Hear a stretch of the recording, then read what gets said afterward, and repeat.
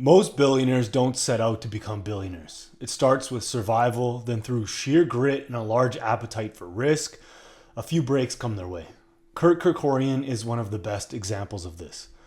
This Armenian immigrant son went from sleeping in his car to controlling MGM, Chrysler, and half of Las Vegas, worth $16 billion at his peak. And 99% of people have never heard his name. Today we're going to look at his life, how he came from nothing, risked everything over and over again to build his empire. What's up, fellas? I'm Chad House, the founder of MITA NUTRA, and this is our Man in the Arena series, where we break down the stories of men who live their entire lives in the arena of life, rather than on the sidelines as those poor and timid souls we know as critics. Today's story is about Kirk Kerkorian, one of the best success stories filled with obstacles, setbacks, and risk that I've ever read. Let's start with the real beginning. 1917. Kirk Kerkorian is born in Fresno, California, but his history starts in Armenia. His parents fled the Armenian genocide, one of the worst mass killings in human history.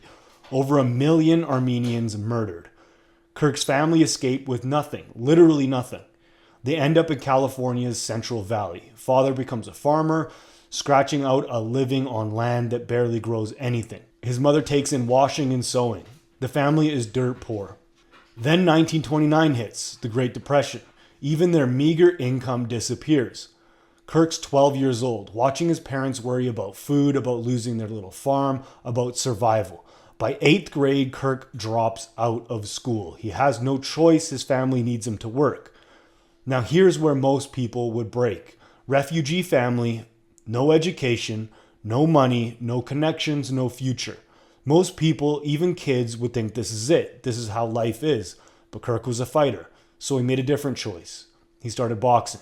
Not because he was good at it. He wasn't. Kirk lost more fights than he won, but every time someone knocked him down, he got back up, as he did in life.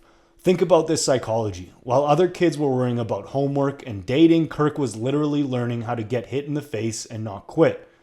Those losses weren't failures, they were education. Kirk was building the mental software that would later make him billions. How to take a massive hit and keep moving forward. Every entrepreneur needs this skill. Your business will fail, people will reject you, the economy will turn against you. The question isn't whether you will face adversity, it's whether you've trained yourself to get back up. Kirk learned this at 16. Most people never learn this at all. Fast forward to World War II. Kirk's now in his 20s. America needs bombers delivered to Britain. The problem? Flying across the Atlantic Ocean is basically a suicide mission. We're talking about primitive aircraft, no modern navigation, terrible weather, and Nazi U-boats everywhere. The mortality rate was 50% on these flights. Half the pilots who took these missions never came back.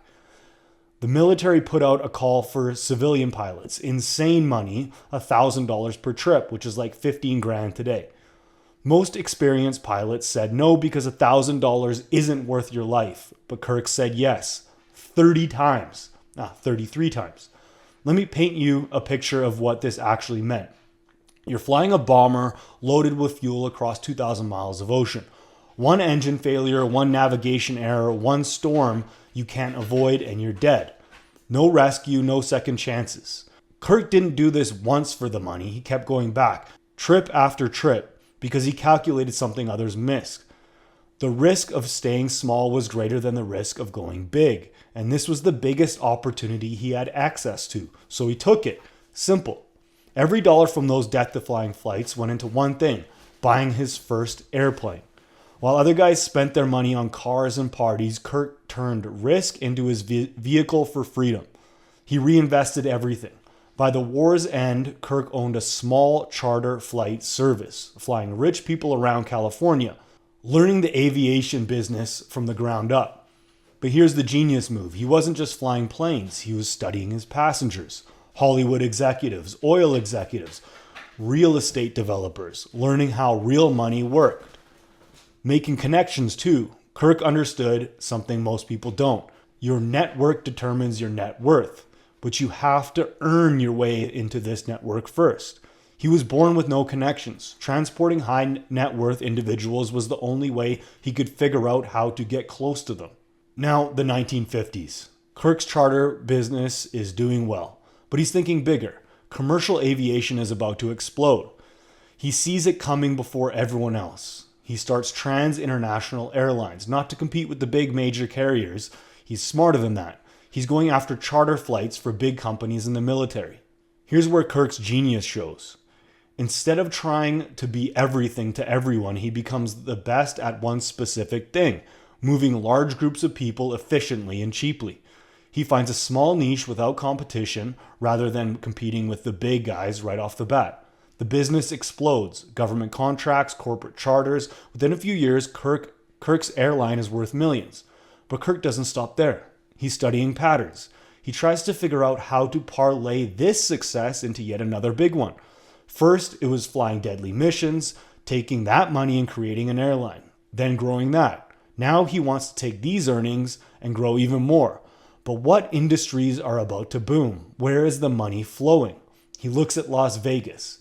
1960s Vegas is nothing like today. It's a dusty desert town with a few small casinos. Most people think it's a dead end. Kirk sees something different. He sees the future. Think about what Kirk's calculating here.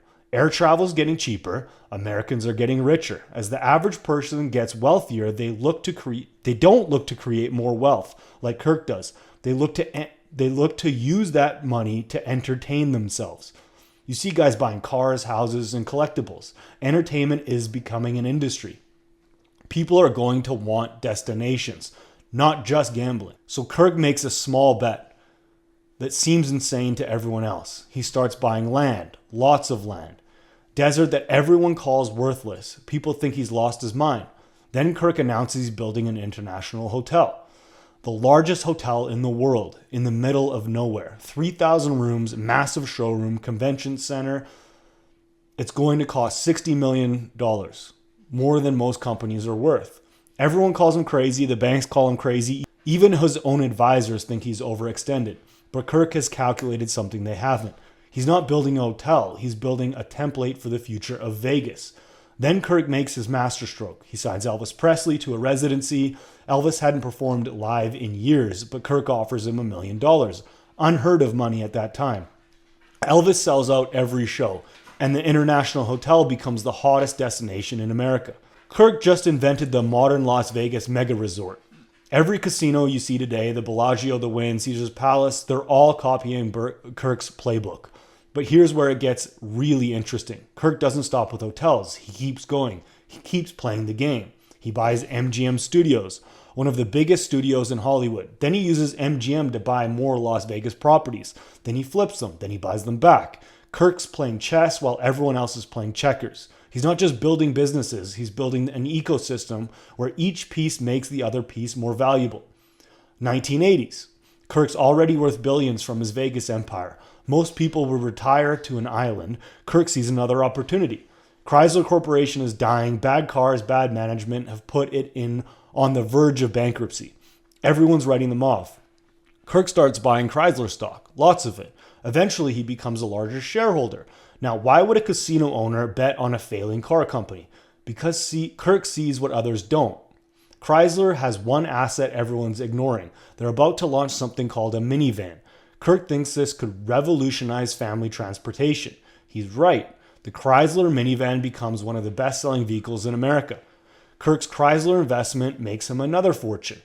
But here's the Kirk Kerkorian move. He doesn't just hold the stock. He pressures management and forces them to make better decisions, using his influence to improve the company. Kirk becomes known as the corporate raider. But he's not destroying companies, he's making them better. He's forcing lazy management to create value for shareholders. He does this with multiple companies. MGM, Chrysler, General Motors. Always the same playbook. Buy when everyone else is selling. Force improvements, profit when the market realizes the value. By the 1990s, Kirk Kerkorian is worth over $16 billion. One of the richest men in America. And here's what separates him from every other billionaire you know. No one knows who he is. No magazine covers, no interviews, no autobiography, no buildings with his name on them, no social media, no brand. Kirk operates in complete silence. Here's the most incredible part. He gives away $2 billion anonymously. Education, medical research, Armenian causes, disaster relief, massive donations with one condition: no publicity. In my mind, that's real giving. Giving for the purpose of creating value, not for the purpose of building one's brand or legacy. Think about that. In our Instagram-obsessed world, where people post their Starbucks orders for likes, Kirk gave away billions without taking credit. But there's a strategic reason for Kirk's invisibility. The less people know about your wealth, the less they can use it against you. No kidnapping threats, no constant requests for money, no government scrutiny, no media attention when deals go wrong. Kirk understood real power doesn't need recognition, it needs results.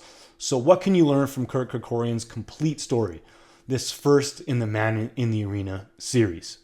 First, use adversity as education. Kirk's boxing losses taught him resilience. His family's poverty taught him resourcefulness. Your struggles aren't punishment. They're opportunities to learn, to grow, to get tougher, wiser, and smarter. Second, calculate risk others won't take. Kirk flew suicide missions because he understood the math. Sometimes the safe choice is actually the most risky. Third, think in decades, not quarters. Kirk bought worthless desert because he saw where the world was headed 20 years later. Fourth, build ecosystems, not just businesses. Kirk's hotel made his airline more valuable. His airline made his land more valuable. Everything is connected. Fifth, stay invisible while building. The less people know about your success, the more successful you can become without being a target, even a target of envy. Kirk Kerkorian's arena was business, but these principles work everywhere.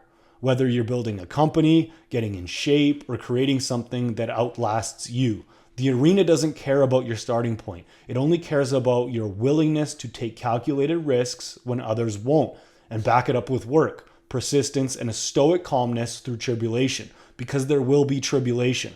Kirk Kerkorian started out as a broke Armenian refugee and ended up as an invisible billionaire. What's your transformation going to look like? If this deep dive into Kirk's complete strategy hit you, drop a comment and tell me what risk you're avoiding right now. Remember, the arena rewards those who show up consistently. Take calculated risk and build in silence. Until next time, stay in the arena.